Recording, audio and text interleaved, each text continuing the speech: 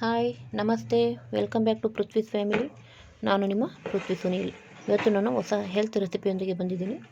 ಮೂಲಂಗಿ ಮತ್ತು ಗೆಡ್ಡೆಕೋಸು ಪಲ್ಯ, ಇದನ್ನು ಹೇಗೆ ಮಾಡೋದು ಅಂತ ತೋರಿಸ್ತೀನಿ. ಮೂಲಂಗಿ ಅಂದರೆ ಬೇಡ ಅನ್ನೋರು ಕೂಡ ನಾನು ತೋರಿಸಿದ ರೀತಿಲಿ ಪಲ್ಯನ ಮಾಡಿ ನೋಡಿ, ಖುಷಿಯಾಗಿ ತಿಂತೀರ. ನಾವು ಆ ಪಲ್ಯ ತಿಂತಾಯಿದ್ವಿ ಅಂತಲೇ ಅನಿಸೋಲ್ಲ, ಅಷ್ಟು ಚೆನ್ನಾಗಿರುತ್ತೆ, ಅಷ್ಟು ರುಚಿಯಾಗಿರುತ್ತೆ. ಒಂದು ಸರ್ತಿ ಟ್ರೈ ಮಾಡಿ ನೋಡಿ, ತುಂಬ ಚೆನ್ನಾಗಿ ಬರುತ್ತೆ.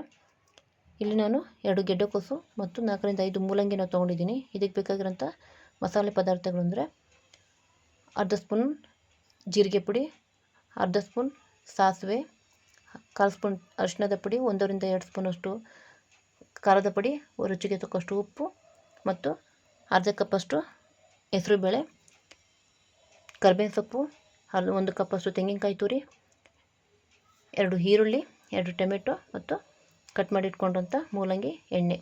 ಮೊದಲು ಕುಕ್ಕರ್ಗೆ 2 ರಿಂದ 3 ಸ್ಪೂನಷ್ಟು ಎಣ್ಣೆ ಹಾಕ್ಕೊಂಡಿದ್ದೀನಿ. ನಂತರ ಸಾಸಿವೆನ ಸೇರಿಸ್ಕೊಂಡಿದ್ದೀನಿ. ಸಾಸಿವೆ ಚಟಪಟ ಅಂದ ನಂತರ ಈರುಳ್ಳಿನ ಹಾಕ್ಕೊಡ್ತೀನಿ.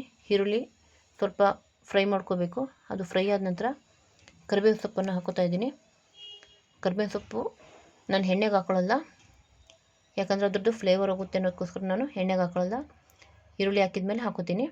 ನಂತರ ನಾನು ಕಟ್ ಮಾಡಿ ಇಟ್ಕೊಂಡಿರೋಂಥ ಟೊಮೆಟೊನು ಕೂಡ ಸೇರಿಸ್ಕೊತಾ ಇದ್ದೀನಿ. ಸೇರಿಸ್ಕೊಂಡು ಇದನ್ನು ಚೆನ್ನಾಗಿ ಫ್ರೈ ಮಾಡ್ಕೋಬೇಕು. ಇದು ಫ್ರೈ ಆಗೋಕ್ಕೆ ನಾನು ಅರ್ಧ ಸ್ಪೂನಷ್ಟು ಕಲ್ಲುಪ್ಪನ್ನು ಸೇರಿಸ್ಕೊತಾ ಇದ್ದೀನಿ. ಉಪ್ಪನ್ನು ಸೇರಿಸ್ಕೊಳ್ಳೋದ್ರಿಂದ ಈರುಳ್ಳಿ ಮತ್ತು ಟೊಮೆಟೊ ಬೇಗ ಬೇಯುತ್ತೆ, ಅದಕ್ಕೋಸ್ಕರ ಉಪ್ಪನ್ನು ಹಾಕೋತಾ ಇದ್ದೀನಿ. ನಂತರ ಇದೆಲ್ಲ ಫ್ರೈ ಆದಮೇಲೆ ನಾನು ಅರಿಶಿಣದ ಪುಡಿಯನ್ನು ಸೇರಿಸ್ಕೊತೀನಿ.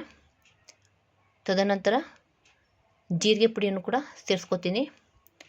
ನಂತರ ಇಲ್ಲಿ ನಾನು ಖಾರದ ಪುಡಿ ಮತ್ತು ಸಾಂಬಾರು ಪುಡಿ ಎರಡನ್ನೂ ಮಿಕ್ಸ್ ಮಾಡಿ ಇಟ್ಕೊಂಡಿದ್ದೆ, ಅದನ್ನು ಕೂಡ ಹಾಕೋತಿದ್ದೀನಿ. ಇದೆಲ್ಲನೂ ಹಾಕ್ಕೊಂಡು ಚೆನ್ನಾಗಿ ಮಿಕ್ಸ್ ಮಾಡ್ಕೋಬೇಕು. ತದನಂತರ ನಾನು ಅರ್ಧ ಕಪ್ಪಷ್ಟು ಹೆಸರು ಬೇಳೆಯನ್ನು ಇದಕ್ಕೆ ಸೇರಿಸ್ಕೊತಾ ಇದ್ದೀನಿ. ಇದೆಲ್ಲನೂ ಚೆನ್ನಾಗಿ ಮಿಕ್ಸ್ ಮಾಡ್ಕೋಬೇಕು.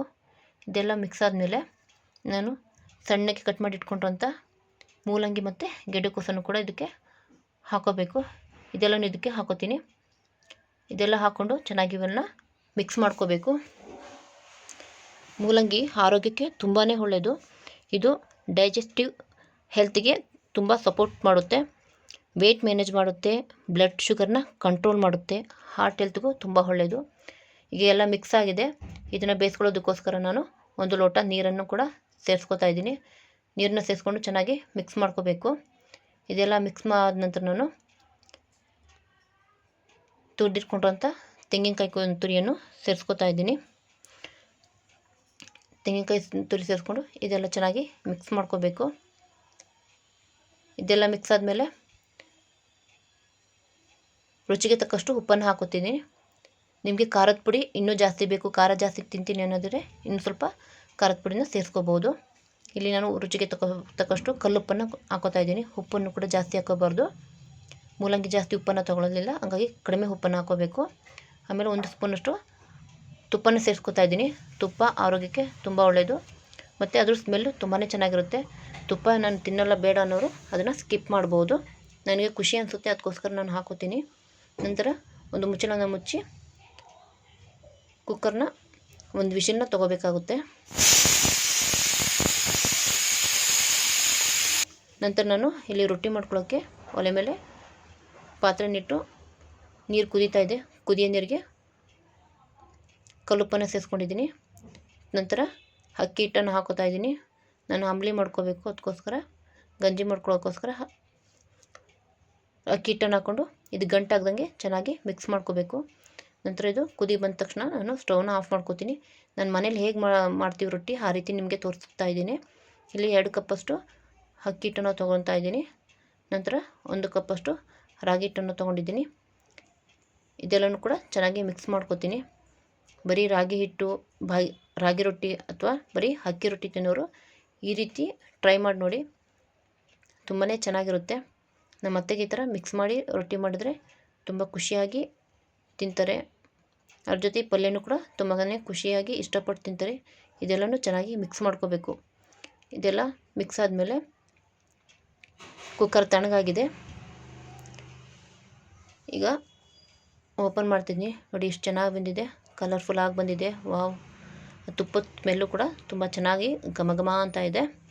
ಈಗೆಲ್ಲ ಮಿಕ್ಸ್ ಮಾಡ್ಕೊತೀನಿ. ನೀರಿನ ಅಂಶ ಏನಾದರೂ ಜಾಸ್ತಿ ಆಯಿತು ಅಂದರೆ ಸ್ವಲ್ಪ ಸ್ಟವ್ನ ಹಚ್ಚಿ ಅದನ್ನು ಡ್ರೈ ಮಾಡ್ಕೋಬೋದು. ನೋಡಿ, ಈಗ ಪಲ್ಯ ಕೂಡ ರೆಡಿಯಾಗಿದೆ. ಈ ಸ್ಮೆಲ್ ನೋಡ್ತಿದ್ರೆ ಮೂಲಂಗಿ ಪಲ್ಯ ಅಂತ ಅನಿಸೋದೇ ಇಲ್ಲ, ಅಷ್ಟು ಚೆನ್ನಾಗಿದೆ. ಮತ್ತು ಇದಕ್ಕೆ ನಾನು ಕಾಂಬಿನೇಷನಾಗಿ ರೊಟ್ಟಿನ ಮಾಡ್ಕೋತಾ ಇದ್ದೀನಿ. ನಮಗೆ ರೊಟ್ಟಿಗೆ ಖಡಕ್ಕಾಗಿದ್ರೇ ತುಂಬ ಚೆನ್ನಾಗಿರುತ್ತೆ. ವೆಯ್ಟ್ ಲಾಸ್ ಮಾಡೋರು ಈ ಪಲ್ಯನ ಮಾಡ್ಕೊಳ್ಳೋದ್ರಿಂದ ಅವ್ರಿಗೆ ತುಂಬಾ ಹೆಲ್ಪ್ಫುಲ್ ಆಗಿರುತ್ತೆ. ಇದು ಅವರಿಗೆ ತುಂಬ ಒಳ್ಳೆಯ ರೆಸಿಪಿಯಾಗಿ ಕೂಡ ಇರುತ್ತೆ. ರೊಟ್ಟಿ ನಮ್ಮ ಆರೋಗ್ಯಕ್ಕೂ ಕೂಡ ಒಳ್ಳೆಯದು. ಆ ರೊಟ್ಟಿ ಜೊತೆ ಪಲ್ಯ ಚೆನ್ನಾಗಿರುತ್ತೆ. ಈ ರೀತಿ ನೀವು ಕೂಡ ಮನೇಲಿ ಟ್ರೈ ಮಾಡಿ ನೋಡಿ. ನಮ್ಮನೇಲಿ ನನ್ನ ಮಗಳು ಮೂಲಂಗಿ ತಂದರೆ ಸಾಕು, ಅಮ್ಮ ಮೂಲಂಗಿನ ಬೇಡ ಅಂತ ಅನ್ನೋಳು. ಈ ರೀತಿ ಪಲ್ಯ ಮಾಡಿಕೊಟ್ರೆ ಖುಷಿಯಾಗಿ ತಿಂತಾಳೆ. ಅವಳಿಗೆ ಮೂಲಂಗಿ ಪಲ್ಯ ಅಂತ ಅನಿಸೋದೇ ಇಲ್ಲ, ಅಷ್ಟು ಖುಷಿಯಾಗಿ ಇಷ್ಟಪಟ್ಟು ತಿಂತಾಳೆ. ಆಮೇಲೆ ತುಂಬಾ ಚೆನ್ನಾಗೂ ಕೂಡ ಇರುತ್ತೆ ಇದು. ನಿಮಗೂ ಕೂಡ ಈ ರೆಸಿಪಿ ಇಷ್ಟ ಆಗಿದ್ರೆ ಮನೇಲಿ ಟ್ರೈ ಮಾಡಿ. ರೊಟ್ಟಿ ಕೂಡ ಬೆಂದಿದೆ ನೋಡಿ. ಇದ್ರ ಮೇಲೆ ಒಂದು ಸ್ಪೂನ್ ತುಪ್ಪ ಹಾಕ್ಕೊಂಡು ಪಲ್ಯ ತಗೊಂಡು ತಿಂತಾಯಿದ್ರೆ ವಾವ್, ತುಂಬ ಟೇಸ್ಟಿಯಾಗಿರುತ್ತೆ. ನೀವು ಕೂಡ ಮನೇಲಿ ಟ್ರೈ ಮಾಡಿ, ಹೇಗೆ ಬಂದಿದೆ ಅಂತ ಕಮೆಂಟ್ ಮಾಡಿ, ಲೈಕ್ ಮಾಡಿ, ಶೇರ್ ಮಾಡಿ, ಸಬ್ಸ್ಕ್ರೈಬ್ ಆಗಿ, ಹಾಗೆ ಪಕ್ಕದಲ್ಲಿರೋ ಬೆಲ್ ಐಕನ್ನ ಪ್ರೆಸ್ ಮಾಡೋದನ್ನು ಮರಿಬೇಡಿ. Thank you for watching.